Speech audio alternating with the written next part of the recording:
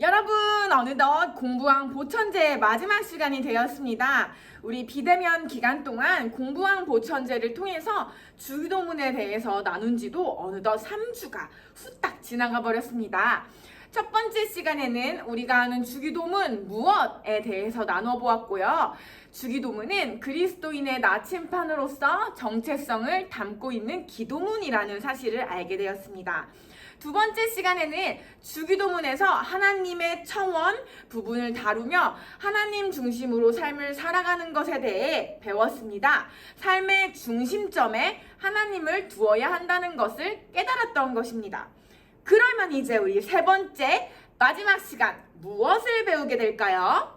5, 4, 3, 2, 1. 마지막 시간 우리는 우리의 삶에서 기도가 왜 필요한지에 대해서 한번 나눠보도록 하겠습니다.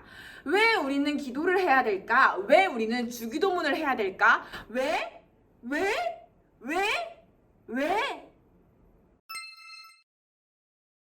몇몇 친구들이 저에게 스폰지가 뭐냐고 물어봤어요. 스폰지는 전도사님처럼 화석과 같은 사람들이 봤던 프로그램 아니냐고 했는데 여러분들도 다 알고 있는 걸 제가 이미 알고 있어요. 그래서 이번 주도 어김없이 스폰지 시간이 돌아왔습니다. 먼저 우리는 왜 기도하나요?의 대답을 제가 말하고 시작하도록 하겠습니다. 우리는 왜 기도하나요? 정답은 우리와 함께 하시는 하나님을 경험하기 위해서다.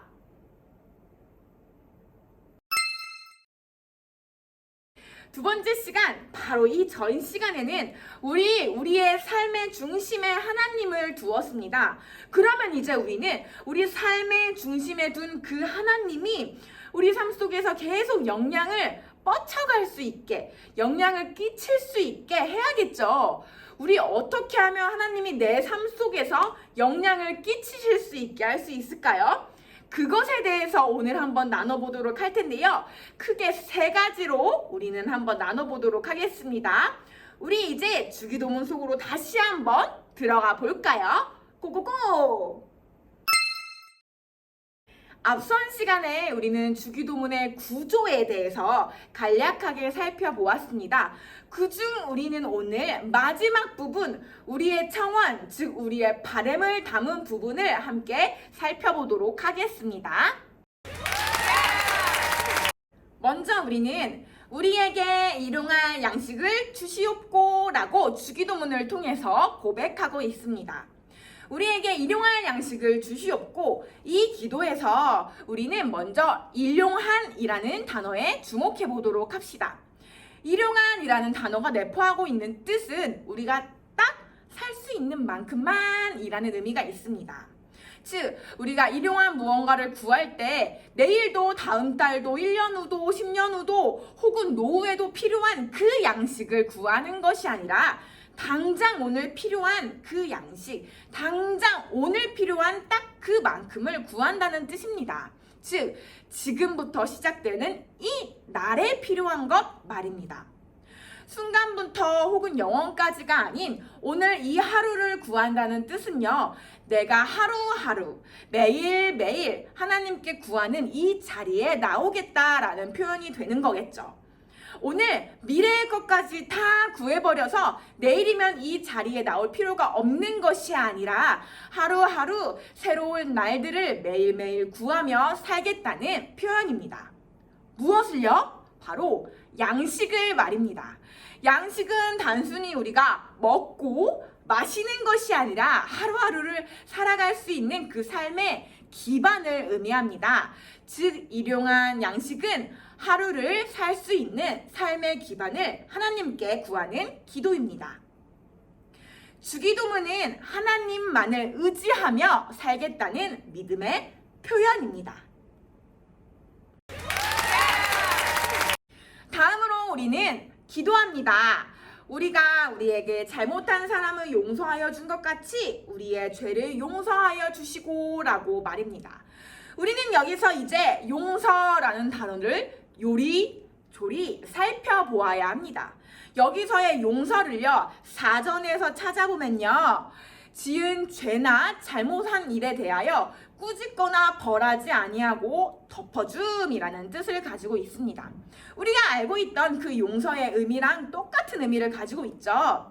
하지만 여기서 우리는 하나 더 봐야 합니다. 용서, 그 앞에 들어가는 단어를 말이에요. 우리가 뭐라고 말았나요? 우리가 우리에게 잘못한 사람을 용서하여 준 것 같이 용서한다고 말합니다.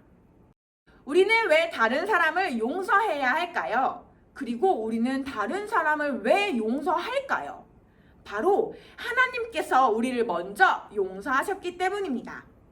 즉, 우리가 타인을 용서한다는 것은 내가 먼저 용서받은 사람이라는 것을 기억해야지만 할 수 있는 일이라는 것입니다.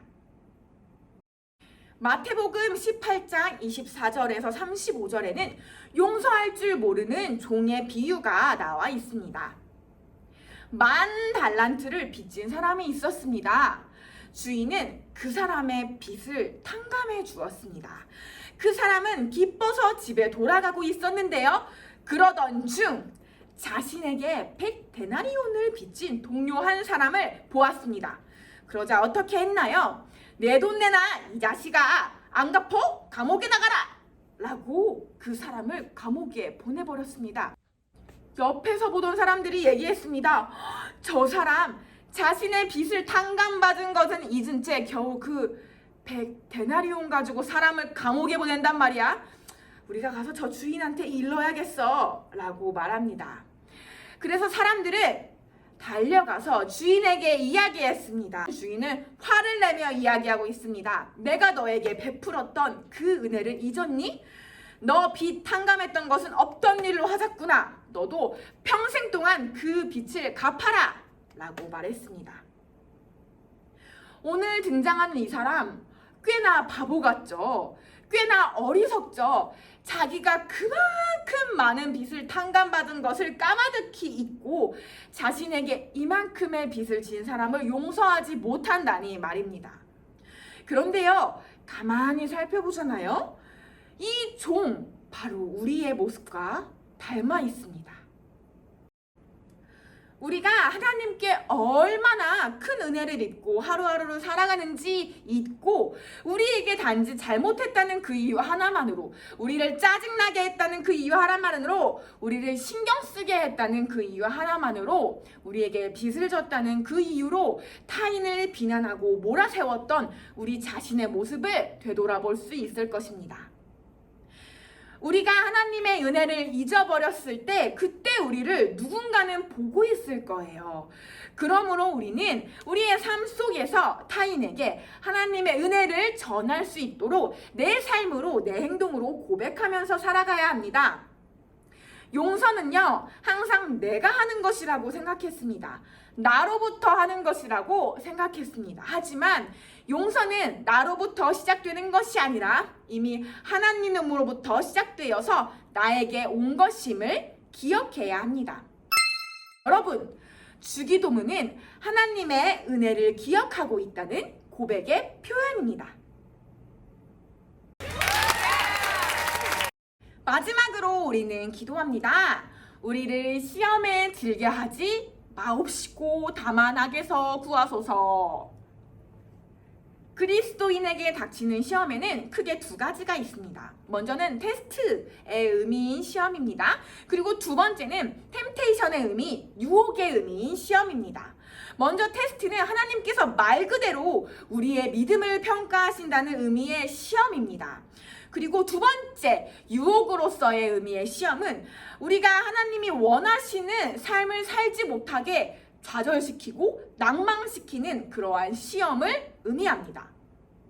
여기서의 시험은요, 유혹이라는 의미에 더 가깝습니다. 즉, 하나님 우리를 시험하지 마세요 라는 뜻이 아니라 내가 하나님의 시험을 이길 수 있게 해주세요 라는 뜻이 아니라 하나님, 내가 하나님의 뜻에 따라 살려고 하는데 하나님의 뜻대로 살지 못하게 방해하는 그것들, 그 시험 가운데서 그 악에서 우리를 구해주세요 라고 기도하는 것입니다. 이 기도는요, 내가 유혹에 들지 않기 위해서는 하나님의 도움이 꼭 필요함과 동시에 하나님의 뜻대로 살겠다라는 결단의 의미를 담고 있습니다. 여러분, 주기도문은 하나님의 뜻대로 나의 삶을 살겠다는 결단의 표현입니다. 마지막, 주기도문은 나라와 권세와 영광이 영원히 아버지께 있사옵나이다. 아멘으로 끝납니다. 나라와 권세와 영광은요, 우리의 눈에 보이는 것과 눈에 보이지 않는 무언가, 즉 모든 것을 의미합니다.